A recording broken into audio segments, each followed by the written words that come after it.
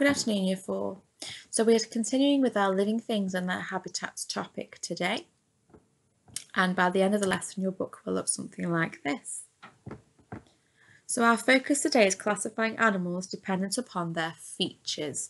Okay, so maybe think about what the word classify means to you. We've done lots of classification over this year, so you should know what classifying means. And if you don't, you could use a dictionary or an iPad to help you.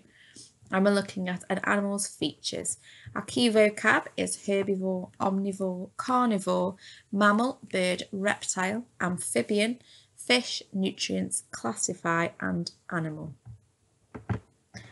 And our success criteria then, if we are paddling today, we are classifying animals according to their features. Swimming, we are describing the features of each group, and diving, you are identifying similar features of the animals that have been classified. So our anchor task, compare these living things. What is similar? What is different? Okay, so in your book, your anchor task, make a list of the similarities and differences between these two animals.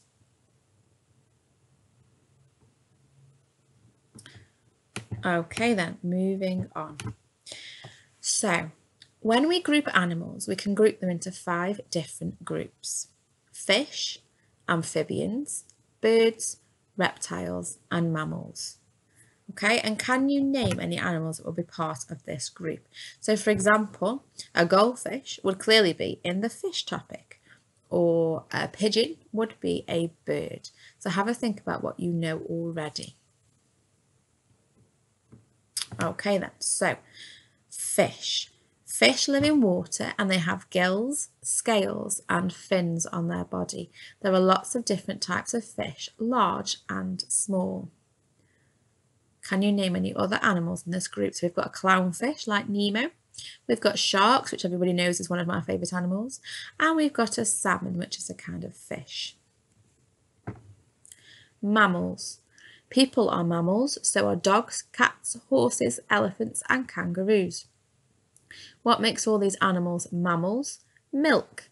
If an animal drinks milk when it is a baby and it has hair on its body, then it is a mammal. So can you think of any other animals? Amphibians. Amphibians are born in the water. When they are born, they breathe with gills like a fish. But when they grow up, they develop lungs and can live on land. So we've got a frog, a newt and a toad. Now, I've always found it tricky between the amphibians and the reptiles. So remembering that the amphibians are born in the water and they have gills when they start off, but then they develop lungs and they can live on their land. So reptiles are a type of animal with scaly skin. They are cold-blooded and born on land.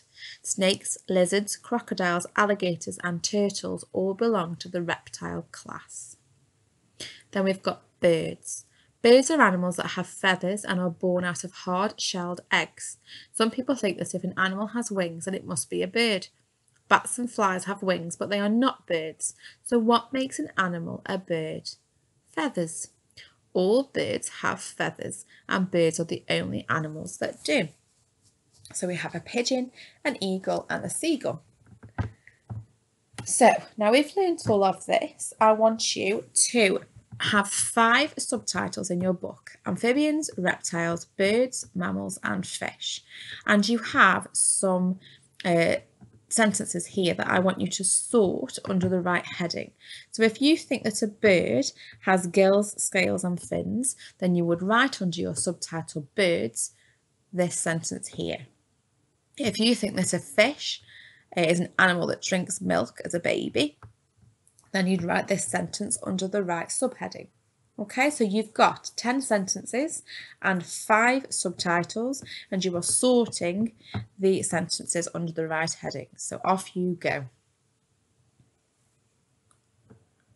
Okay, then moving forward, how could we classify these animals according to their features? So if you had some animals like these 4 here, how could you sort them? Okay, so for example, we could say that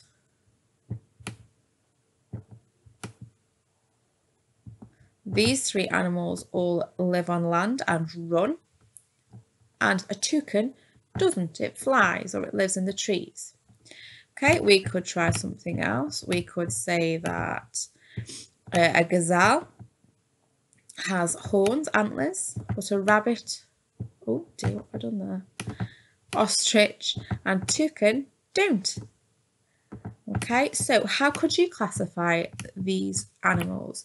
Another one you could do is a toucan and an ostrich are birds, and a rabbit and a gazelle aren't. Can you think of any other ways of classifying these 4 animals?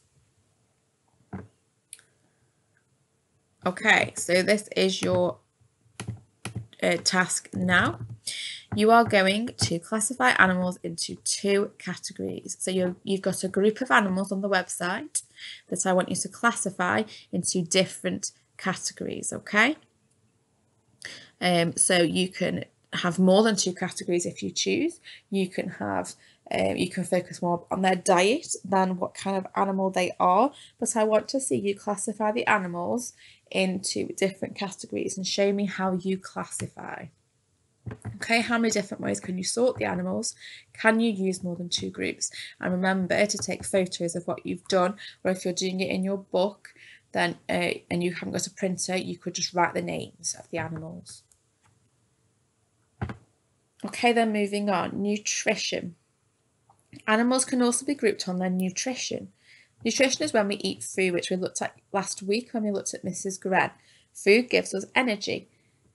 Adults and children need lots of energy to help them keep moving and keep their bodies healthy. Children also need food to help them grow. So, thinking back to our task we've just done, how could you group animals according to their nutrition? So hopefully you've identified that you could do carnivore, herbivore, and omnivore. Okay then, your challenge, your last task today for diving. I have sorted 6 animals into different groups, but I've forgotten the names of the groups. Can you figure out the group names and write them at the top of each column? So have a think about what they have in common and what the titles could be for each of these groups.